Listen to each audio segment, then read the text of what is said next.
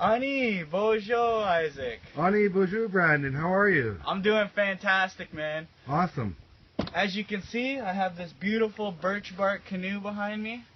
We're just finishing the canoe, probably this week. I can see the checkered flag from here.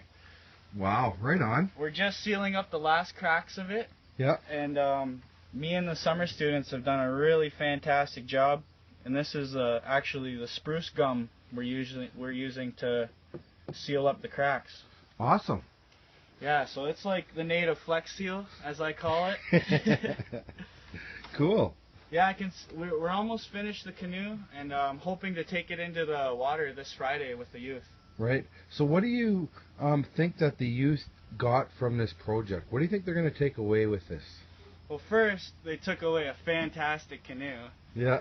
And second of all, they're going to take away all the dedication and hard work they put into this. They're just going to know that this is what they can build and then what they can create with their own hands. And it's just going to self-improvement, basically. Yeah. And it's going to make them feel good about themselves, knowing they can go out in this world and create whatever they want. That is perfect. Well, miigwech, thank you very much, Brandon. Miigwech. No, wamapi. Wamapi.